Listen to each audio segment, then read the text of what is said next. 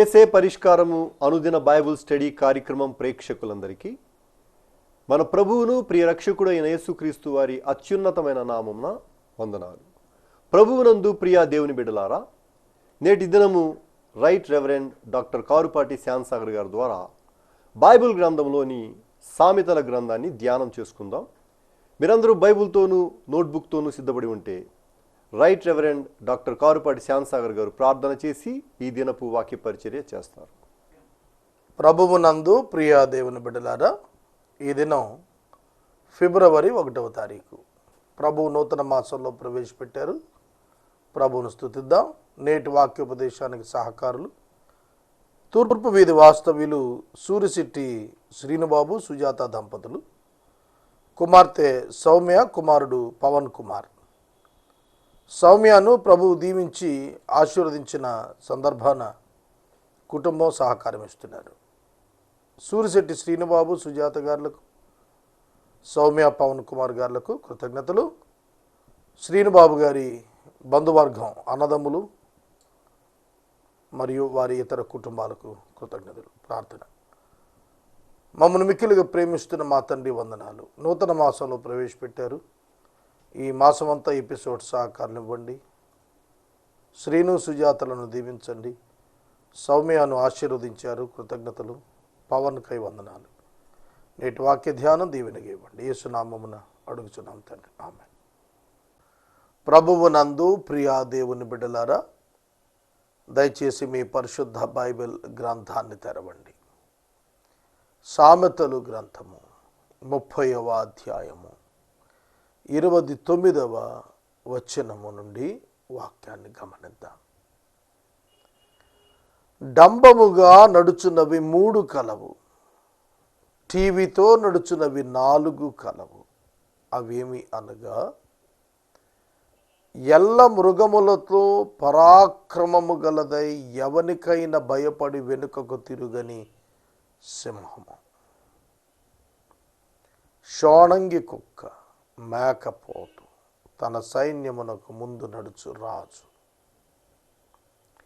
3 things are stately in their tread, 4 are stately in their stride.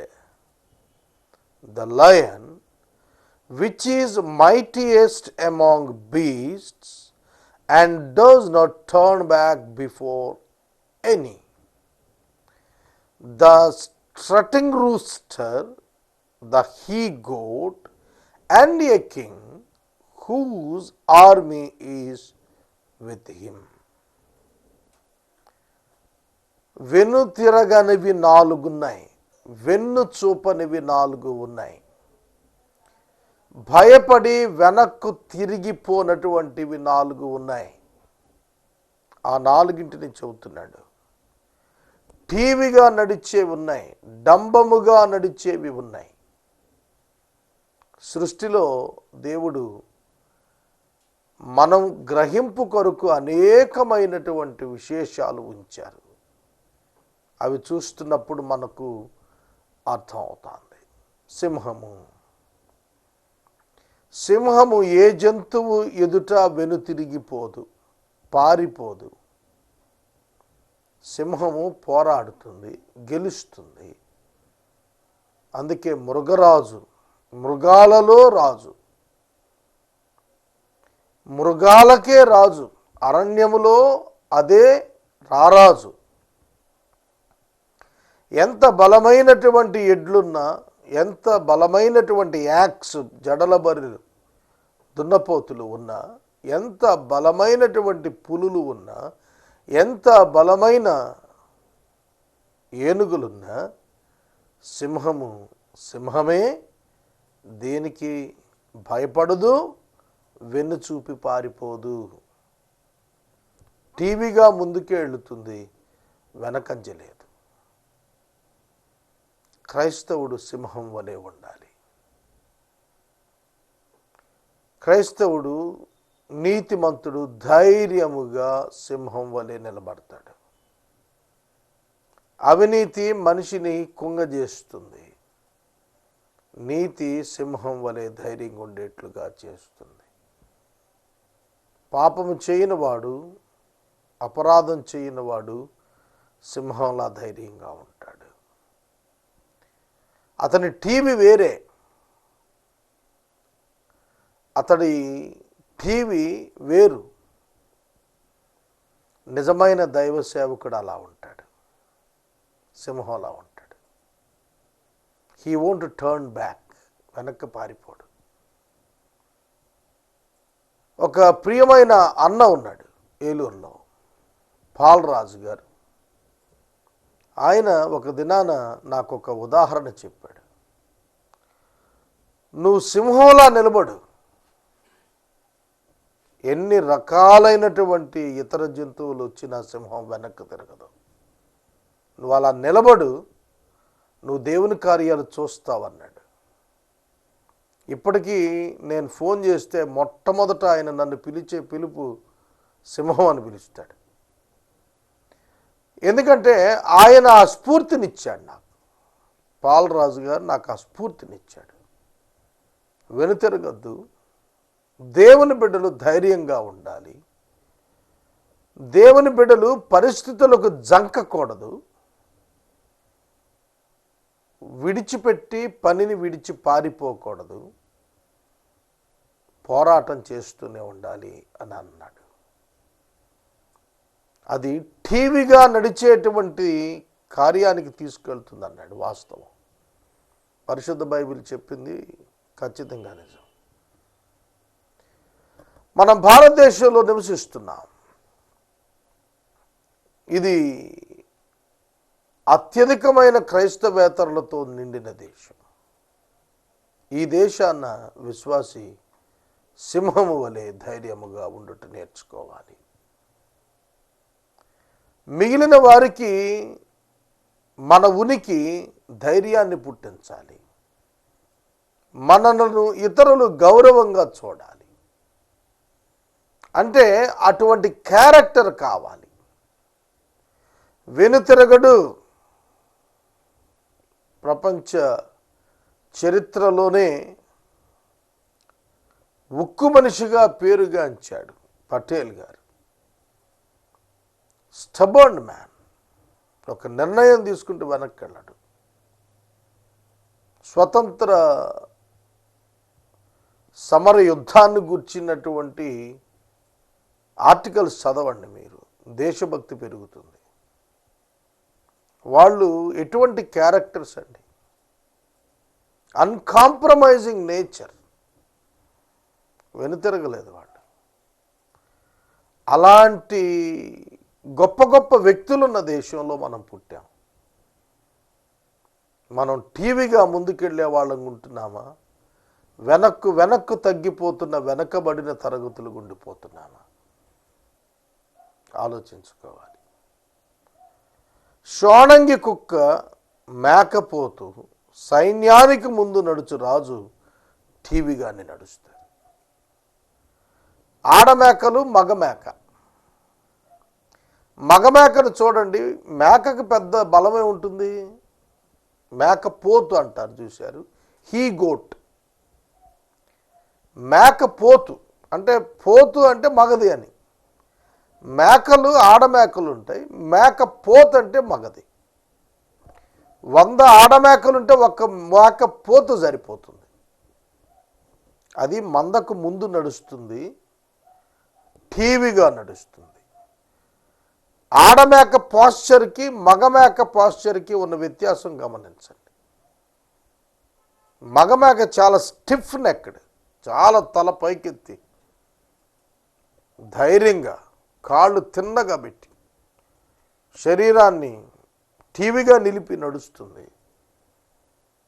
సోదరుడా, సోదరి, నువ్వు బలహీనుడు కావచ్చు, కానీ నీ బలం ఏమిటో తెలిస్తే నువ్వు టీవీగానే ఉంటావు. డబ్బు లేకపోవచ్చు, సంపద లేకపోవచ్చు, పరిశుద్ధాత్మని కలిగి ఉన్న నీవు టీవీగా వెళ్ళాలి.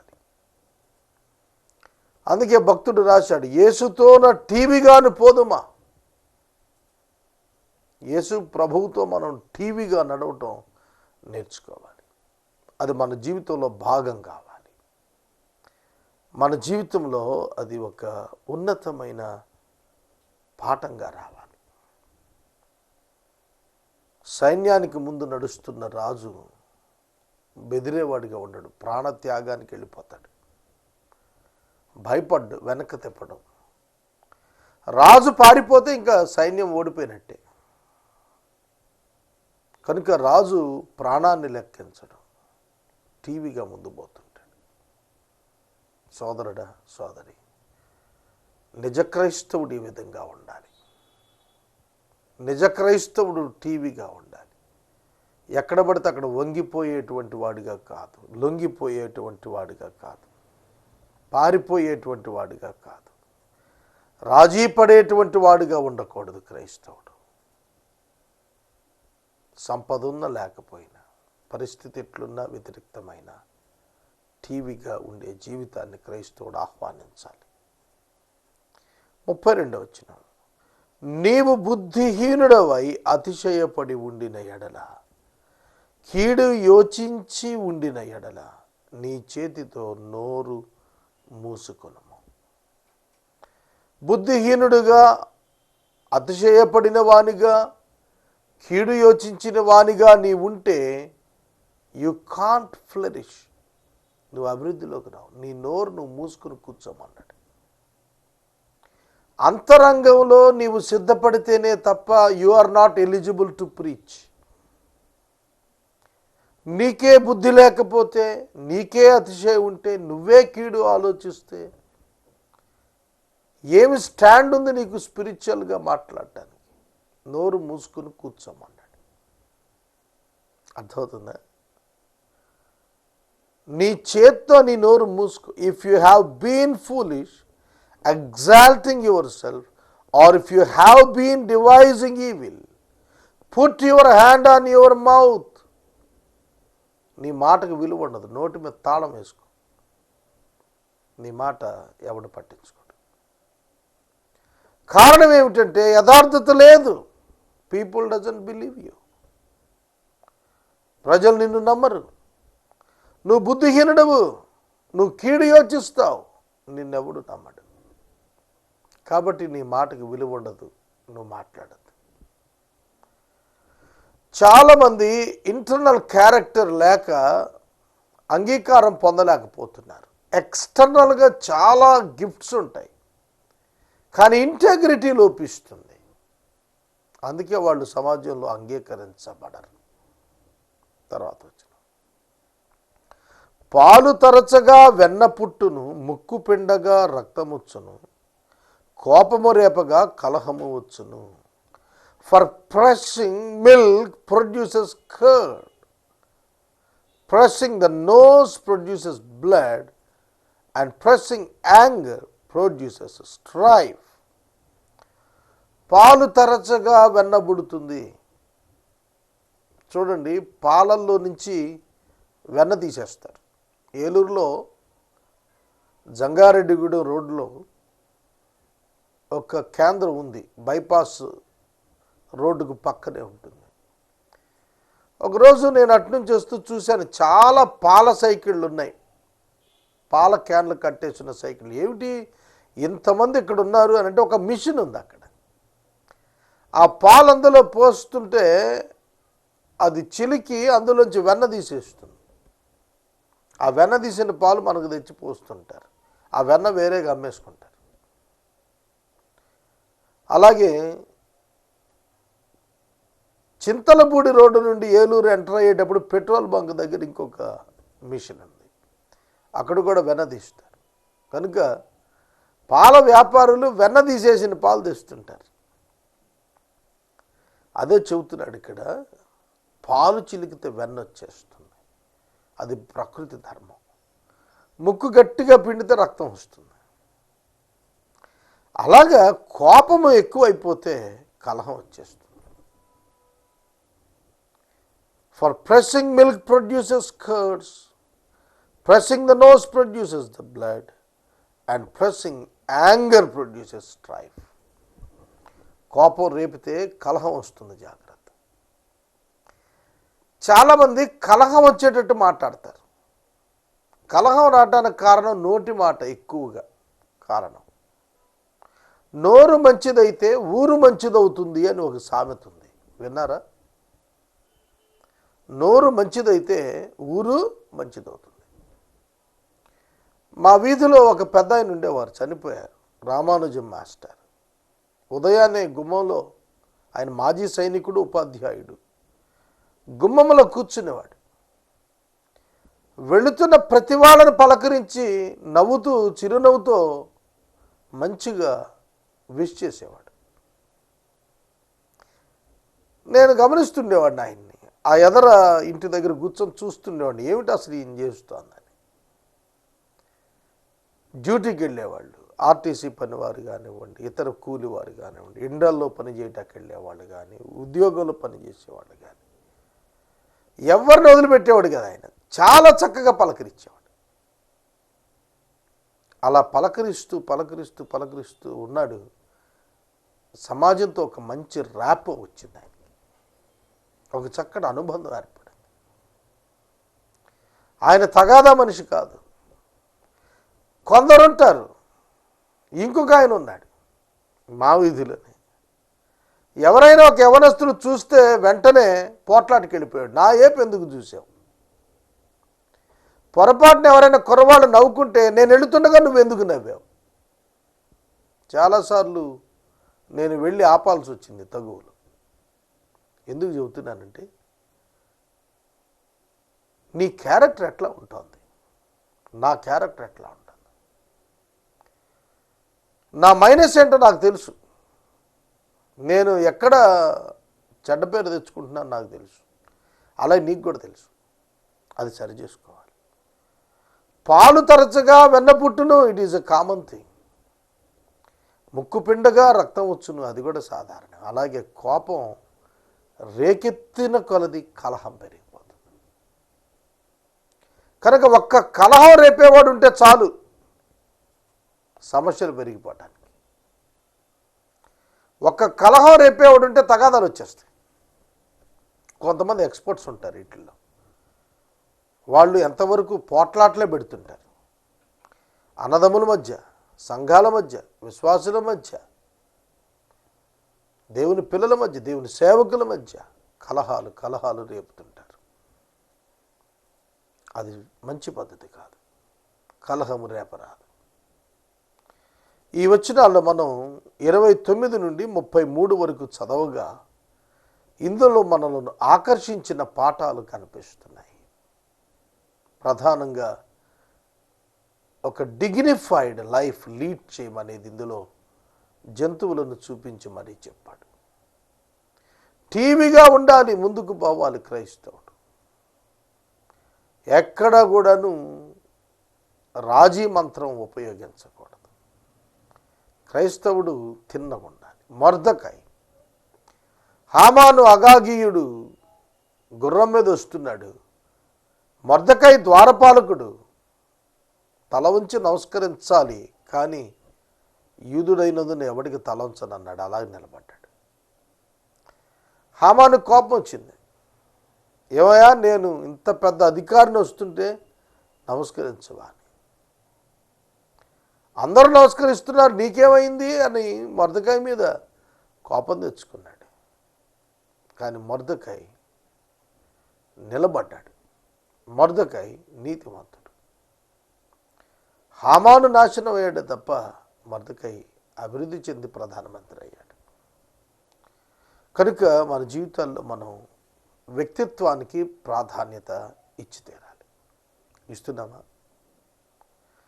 జంతువు షోణంగి కుక్క వెనుతిరగదే. షోణంగి కుక్క అన్నాడు, స్ట్రట్టింగ్ రూస్టర్ అన్నాడు ఇంగ్లీష్లో. అది వెనుతిరగదు, ఎదరికే పోతుంది. పోరాటం ఉంది దానిలో. క్రైస్తవ జీవితమే పోరాటం. క్రైస్తవ జీవితమే పోరాటం. గుర్తుపెట్టుకోండి. పోరాటం లేకపోతే క్రైస్తవ జీవితం కాదు, అది చప్పగుంటుంది. క్రైస్తవుడు పోరాడేవాడు ఉంటాడు. బ్రతికిన చేపకు చచ్చిన చేపకు వ్యత్యాసం తెలుసా? వేగ ప్రవాహంలో కొట్టుకుపోతుంది చచ్చిన చేప. ప్రవాహాన్ని ఎదురీది ఒడ్డుకొచ్చేస్తుంది బ్రతికిన చేప. కనుక క్రైస్తవుడు సజీవుడిగా ఉండాలి, జీవించిన వాడుగా ఉండాలి. 30వ అధ్యాయాన్ని మనం ముగించుకున్నాం. 31వ అధ్యాయం చివరి అధ్యాయం సామెతల గ్రంథంలోకెల్లా అతి ప్రాముఖ్యమైనటువంటి అధ్యాయం. 31 వచనాలు ఉన్నాయి. 31వ వచనంలో దీనిలో నేను 1-2 వచనాలు జ్ఞాపకం చేస్తాను, సమయం చాలదు.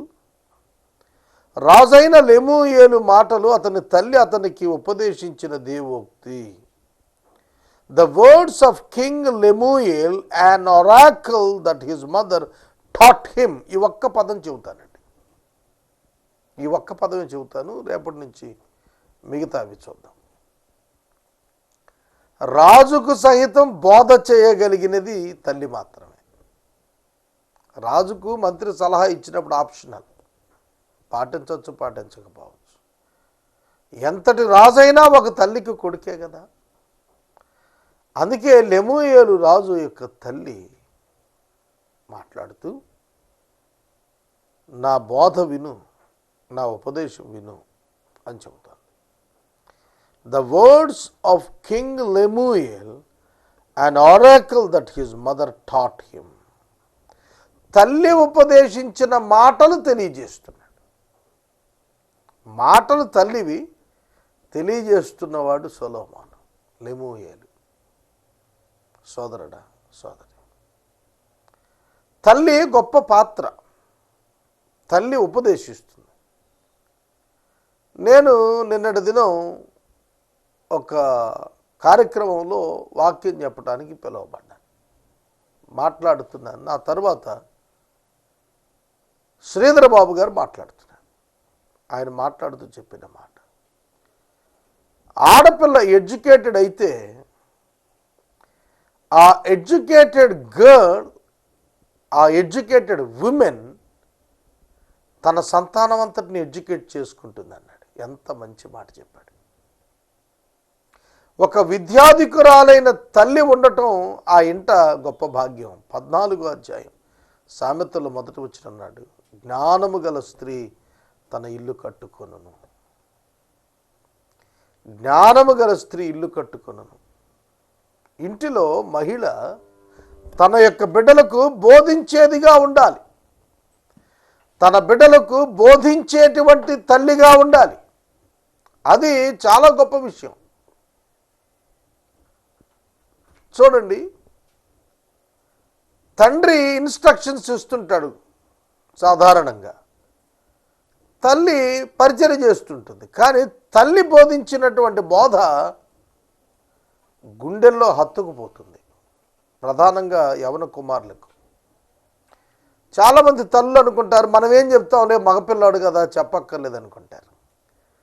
కానీ బెత్షెబ సొలొమోనుకి ఇచ్చినటువంటి టీచింగ్ ఉందే, అద్భుతం. కనుక సోదరుడా, సోదరి, మీ గృహంలో మీ తల్లి మాట మీరు వినాలి. యేసుక్రీస్తు ప్రభువారి యొక్క బాల్యం మదర్ మేరీ, తల్లి మరియ గారి యొక్క అద్భుతమైనటువంటి పరిచర్య అందులో యాడ్ అయ్యింది. చూడండి, రాజైనప్పటికీ కూడా తల్లి ఉపదేశాన్ని విన్నాడు, స్వీకరించాడు. మనం స్వీకరిస్తామా? ఒక వ్యక్తి తన తల్లిని బూతులు తిట్టడం విన్నాను నేను. ఎంత ఘోరం! తల్లి ఉపదేశం ఎప్పుడు మేలే. ఏ తల్లి బిడ్డ పాడైపోవాలని ఎక్కడ మాట్లాడదు. ఆ బిడ్డ వృద్ధిలోకి రావటానికే ఆ తల్లి ప్రేరణ ఇస్తుంది.